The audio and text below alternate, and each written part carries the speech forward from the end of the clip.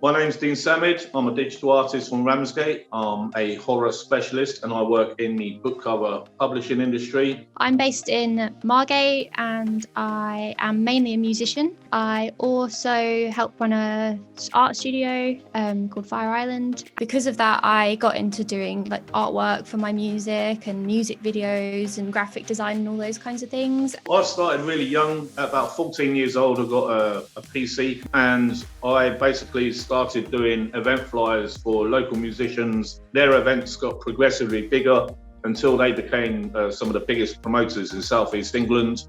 And that led on to my journey to become a professional stock photographer, creating assets for other digital artists. I was self-taught and I really underachieved at school and college. But in my mid-20s, I went to Canterbury Christchurch and I attained a first-class degree in digital media. I don't know, I didn't really get on with school that much. Then I went to music school and that kind of changed a lot of things for me. But it just gave me like 3 years to just like have the time to concentrate on being creative rather than having to like work a day job constantly. It's just like, it's been a long time coming for me, I think, with music.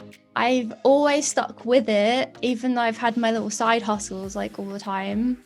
I just stuck with it and now it's like I'm doing the thing that I really want to do. I just hustled and freelanced my way to get all the additional equipment and stuff I need. And because of the internet, there's no barrier to entry. Once you have the entry-level hardware and software, it's all down to you, your own efforts. There aren't serious gatekeepers, as it were.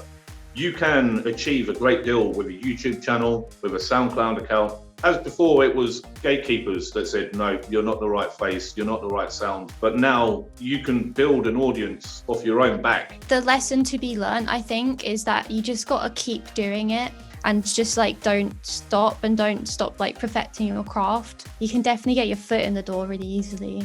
I feel successful now because I am able to spend my time doing something that I'm really passionate about. I always say on my courses and in my lectures that time is the most valuable commodity that exists. And if you have agency and sovereignty over your own time, then you're one of the wealthiest people in the world. And I believe that if you have the time to invest in your creative pursuits, the stuff that you really feel like you're meant to be doing, then you're one of the wealthiest people on planet Earth. What I'd say to all young people watching this today is produce and create artwork. It doesn't matter what it is. You could be a jungle MC, you could be a ceramics painter, but at the end of the day, in the creative industries, the number one thing that counts is your portfolio. You don't need a history of work, but you need to demonstrate that you are producing on a regular basis. And it doesn't matter about the quality of the work. All that matters at that age group is volume. Now, if you're an introverted type and you're a little bit shy, absolutely nothing wrong with that. But do try and come out of your shell a little bit. There is an audience for your work out there. You just need to connect with them.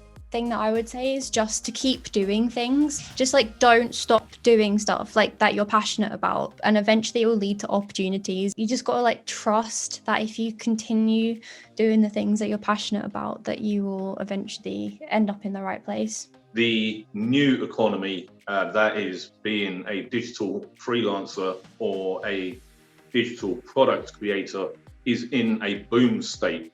The world's your oyster. There's so much there for the taking. Isn't it really interesting how like even though you are in a creative like industry for a really long time, like there's still like new things to learn all the time and still things that you don't know. We have a young Algerian guy on our team, on our video team, and he's 22 years old. I've been using Photoshop longer than he's been alive. And he is wiping the absolute floor with a lot of us. He's using the software in ways that we didn't even believe possible. He's one of our most successful content creators.